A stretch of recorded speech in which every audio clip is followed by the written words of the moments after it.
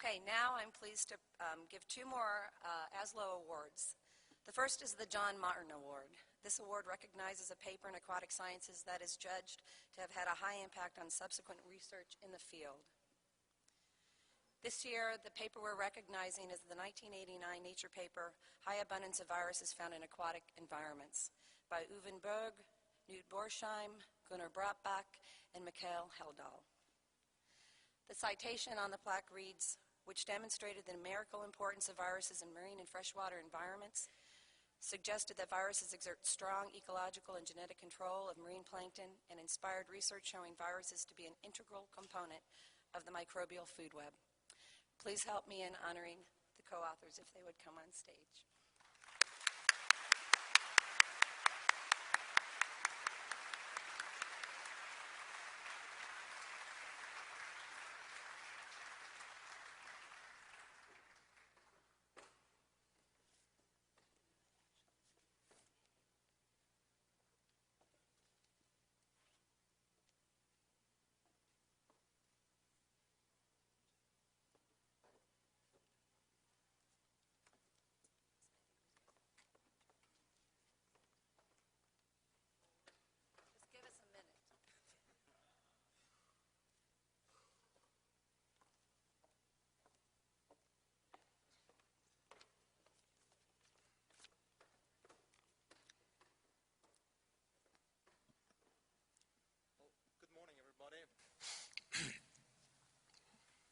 Needless to say, we are very honored to receive this award, and on behalf of all the authors, I will just say thank you. I will use this opportunity to try to sum up some of the history of marine viruses and try to put our paper in some kind of historical perspective.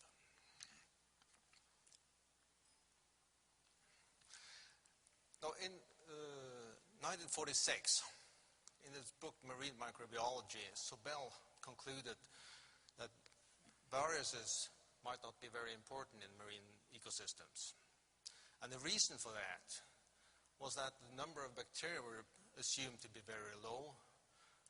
The numbers were based on colony-forming units, and the numbers were about 1,000 per mil. The growth rate of the bacteria were also assumed to be low.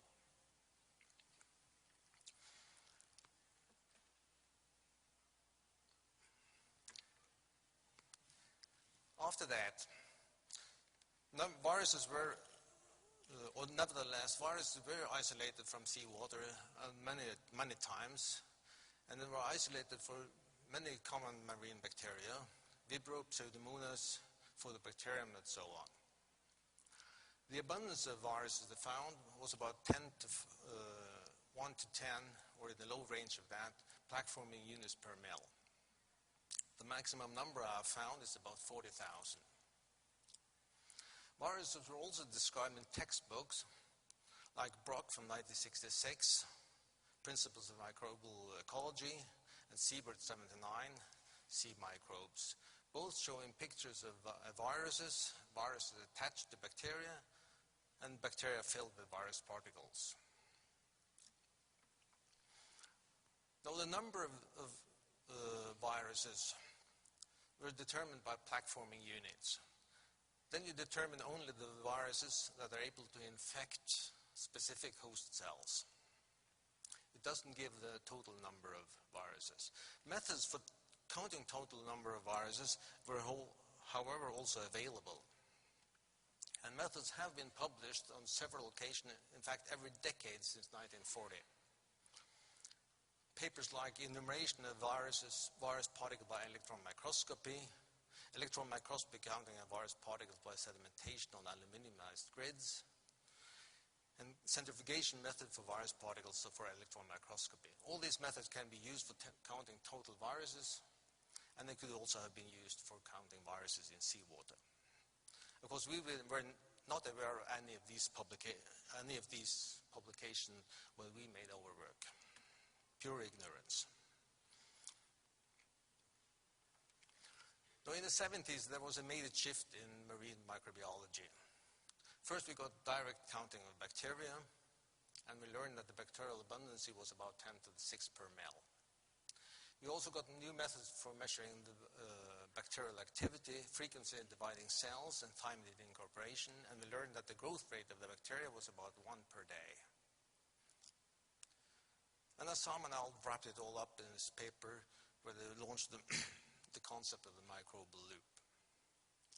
Now at this time, the premise for Bell's conclusion were obviously wrong. And we could have hypothesized at that time that the viruses also may be more abundant and more active in seawater than was thought by Bell. Well, hindsight is easy. Now, in the 80s, more evidence were accumulating. First, Torella and Morita, working in Yaquina Bay in Oregon, using electron microscopy, arrived at the conclusion that the number of viruses might be higher than 10 to the 4th per ml. Möbus, working at Heldal, outside Germany, and co-workers have made an enormous job on specificity and diversity of marine bacteriophages, isolated from the North Sea and the North Atlantic. Using an incubation method to try to estimate viral activity, Proctor and al.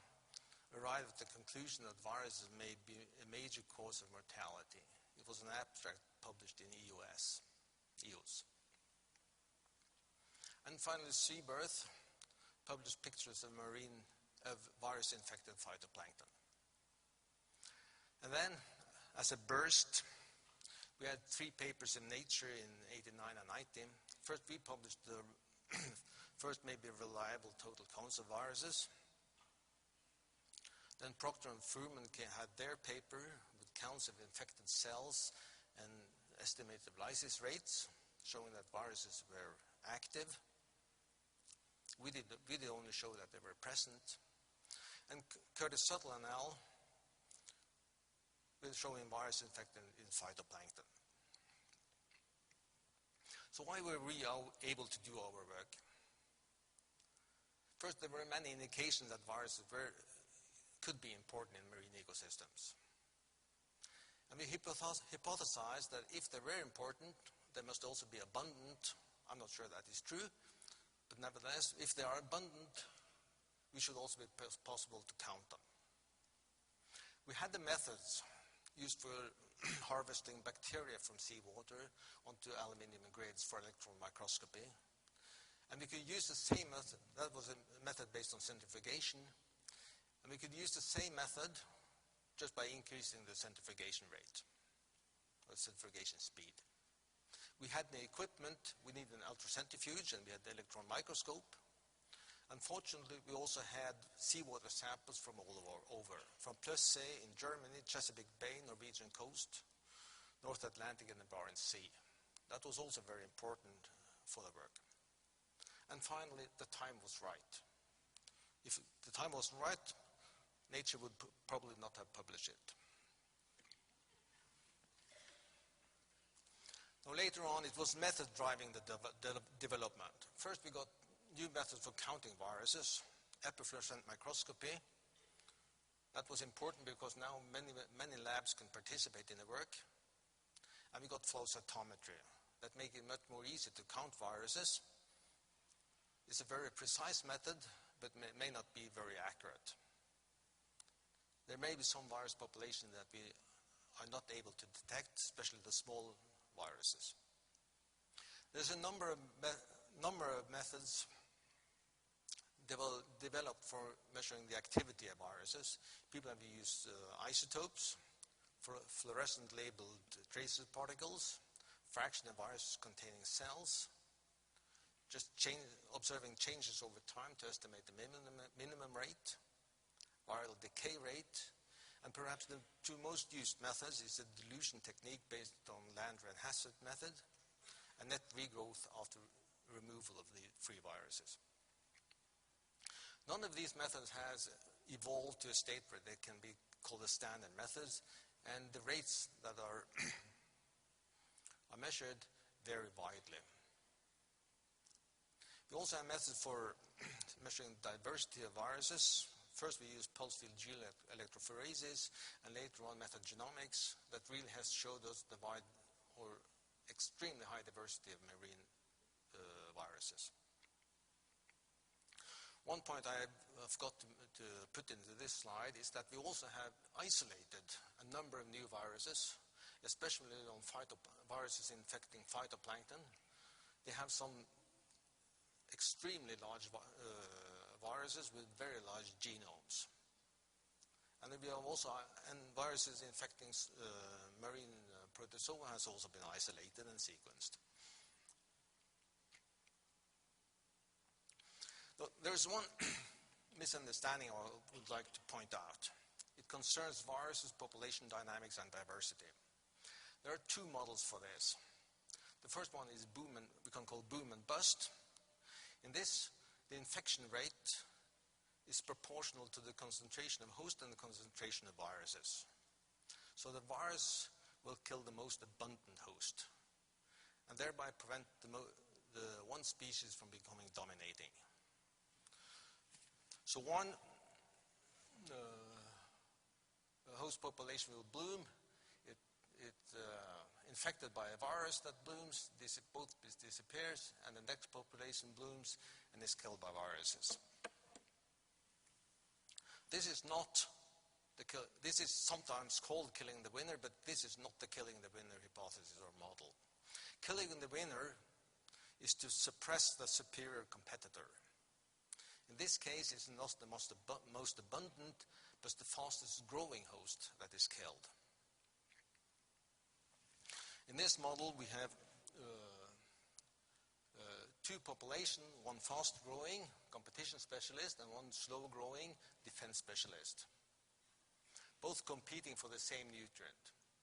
In the absence of the predator or parasite, the fast-growing competition specialist will win the competition and take all the nutrients and become the most abundant one.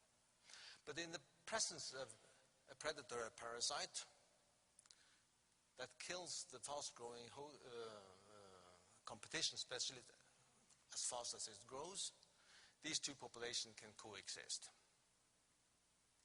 The abundance of the fast-growing one is determined by its uptake of nutrients and by the rate it is killed by the parasite or predator.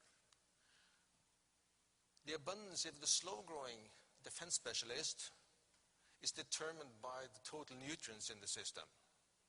So over time, this one may accumulate all the nutrients in the system and become the dominant in terms of abundance or biomass.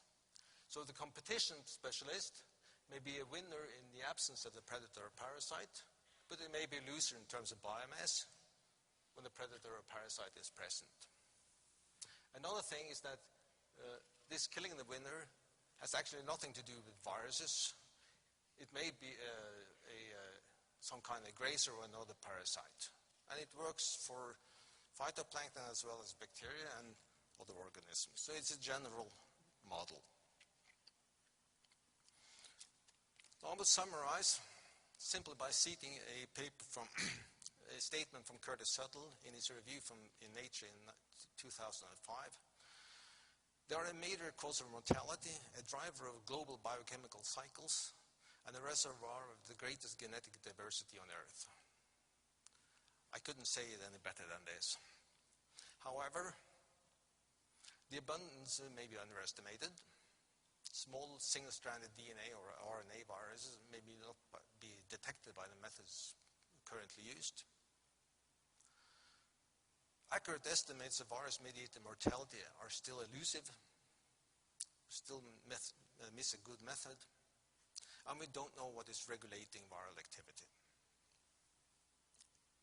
So we'll end just by thanking all the great virus people we have contributed to the field and to all the fun this has given us. Thank you very much.